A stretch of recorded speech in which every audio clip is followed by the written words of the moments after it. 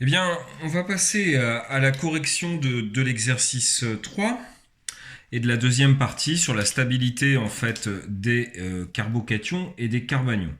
Alors, c'est un exercice vraiment classique de résolution. Ainsi, je vous demande d'être assez attentif parce qu'il y a une méthode pour les réaliser et pour comparer un petit peu toutes les molécules. Donc, on a 4 dérivés, 5 dérivés, donc les molécules A, B, C, D et E. Et la première chose qu'il va falloir faire, c'est que plutôt que de faire toutes les formes mésomères de toutes les molécules, on va faire les formes mésomères d'une seule molécule et ensuite on va essayer de l'appliquer aux autres molécules qui vont suivre. Alors, tout d'abord, je ne l'ai pas dit, mais dès qu'on a du benzène, clairement dans la tête, il faut que ça s'allume pour dire c'est mésomère, parce qu'on va parler de mésomérie. Et ensuite, comme je le dis, il faut essayer de trouver quel est l'élément commun qu'on a à l'intérieur. Donc on regarde ici, on a le toluène avec un groupement plus.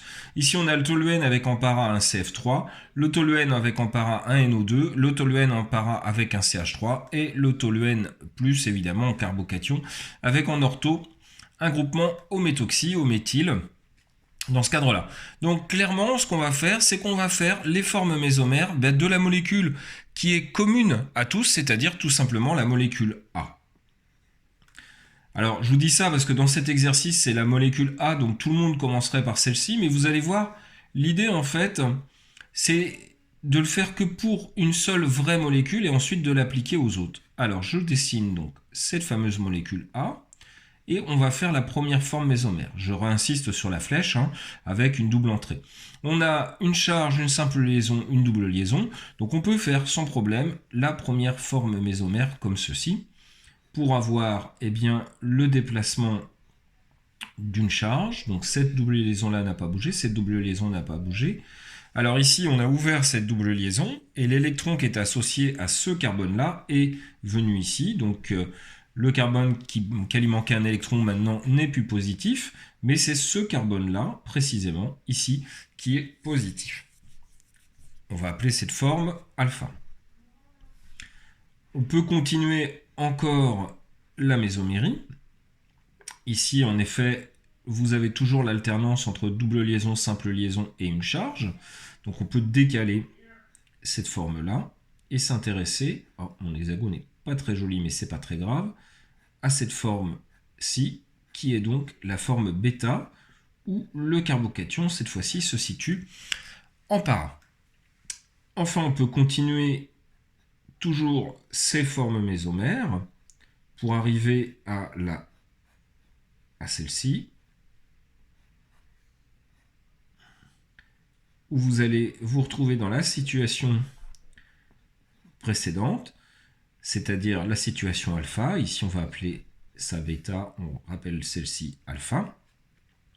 Et enfin, vous allez pouvoir revenir au point de départ, tout simplement en redécalant la double liaison pour retrouver le carbocation sur le carbone qui est situé en haut. Donc rien de difficile dans ce cadre-là. Ce qui va être intéressant quand même, c'est de regarder, puisque ici c'est la molécule A, ça va être notre molécule de référence, on va regarder qu'est-ce qui se passe pour la molécule B. Pour la molécule B, ça sera exactement la même chose. À ceci près que en para, vous avez un groupement CF3. Et ça sera important dans quelle situation? Au moment de la forme mésomère bêta. Alors je redessine cette forme mésomère bêta.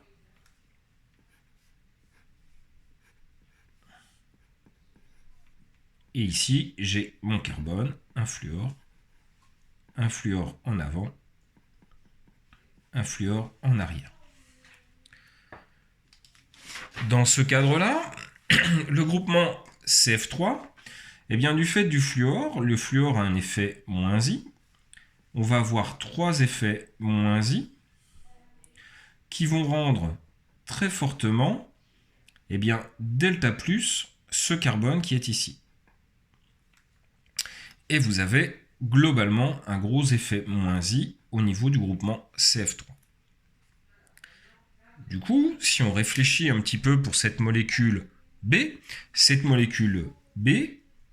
eh bien, elle a un caractère qui est défavorable puisque vous avez un carbone delta plus face à une charge qui est delta plus. Donc on peut dire qu'en termes de stabilité, A est plus stable que B. Intéressons-nous maintenant à la situation du groupement NO2. Donc c'est la molécule C. On redessine cette forme bêta.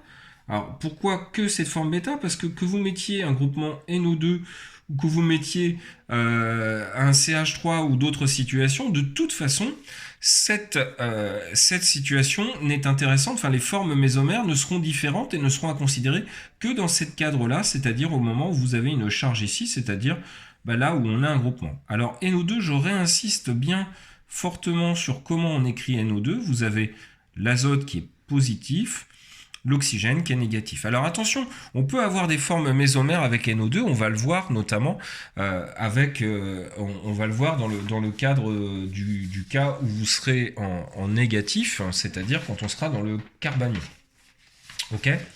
Mais bon, ici, pour le moment, dans le cadre du carbanion, pour le moment, le fait -M du NO2 n'est pas très favorable. Je vous écris ici effet -M. Alors pourquoi c'est pas très favorable? Tout simplement parce que vous pourrez pas faire de forme mésomère, ajouter du plus, etc. Le doublet peut pas venir ici, dans ce cadre-là, parce que à ce moment-là, le moins perdra un électron, serait l'oxygène ici serait plus avec une simple liaison, ce n'est pas possible. Donc en fait, ce qui reste ici, c'est uniquement un effet défavorable avec cette fois-ci deux charges qui sont l'un en face de l'autre. Donc on est bien dans une situation défavorable. La question, c'est est-ce qu'on est plus défavorable que dans la situation B ou plus défavorable dans cette situation C? Eh bien, c'est clairement ici, vous avez une charge nette et une charge nette, alors qu'ici, vous avez une charge nette et une charge partielle. C'est donc la situation C qui est fortement plus défavorable. Donc on a bien A pour le moment qui est plus stable que B, et qui est plus stable que C. Réfléchissons maintenant avec la molécule D. La molécule D a un groupement qui est méthyle. Là encore, ce qui va être intéressant, c'est de regarder la forme bêta qu'on a définie. Alors, pourquoi c'est intéressant? Parce que je le rappelle, on a la charge positive qui est située sur le carbone qui est en para. Dans le cadre de la molécule qui est ici, vous avez l'ajout d'un effet plus I au niveau du groupement alkyle. Les groupements alkyles ont des effets plus I. Et ça, c'est une situation qui, au contraire, va abaisser la charge qui est ici. C'est donc une situation qui est plus favorable. La molécule suivante est donc plus stabilisée que dans la situation où on n'a rien, ou dans la situation où on a un d'hydrogène. Ce qui veut dire que la molécule D sera plus stable que la molécule A, elle-même plus stable que la molécule B, elle-même plus stable que la molécule C. Passons maintenant au dernier cas, au cas notamment de la molécule E. La molécule E, attention, elle a une particularité, c'est que la charge, si on réfléchit avec la forme bêta sur la molécule E, ça n'a aucun intérêt puisque on va avoir le groupement O méthoxy qui est en ortho. Il faut au contraire réfléchir avec la forme alpha. Donc on va réfléchir avec cette forme alpha. La forme alpha est la suivante. Vous avez une double liaison ici, une simple liaison ici, une simple liaison là. Vous avez un oxygène et vous avez un groupement O méthoxy ici. La charge, je vais y arriver, la charge est positive. Alors, est-ce qu'on est dans une situation favorable? Oui, à plusieurs égards. D'abord parce qu'on a un delta moins, donc quelque chose qui est comme ça, mais surtout, on a Eh bien, une situation où l'effet du haut méthoxy, c'est un effet plus M, comme les OH. Et donc, on va pouvoir donner eh bien, ce doublet-là pour former un système à 3 liaisons au niveau de l'oxygène. Et dans ce cadre-là, l'oxygène est positif. C'est une situation classique en fait, hein, c'est ce que vous retrouvez dans les H3O+. Donc voilà la forme mésomère qu'on va écrire. Alors, je suis désolé pour l'écriture, mais si vous saviez dans quelles conditions je suis en train d'écrire, vous comprendriez que c'est pas si simple pour moi. Voilà. Donc on a une forme mésomère supplémentaire. Dans ce cadre-là, la molécule E va être plus stable.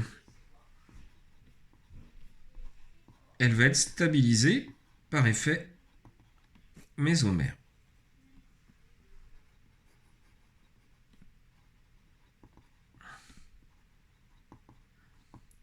Alors, on l'a déjà dit, on le redit.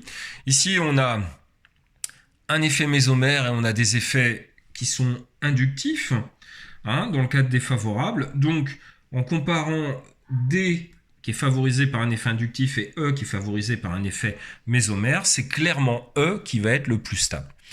En conclusion, donc la conclusion, on va l'écrire ici, on va voir E qui sera plus stable que D, plus stable elle-même que A, plus stable que B, elle-même plus stable que C.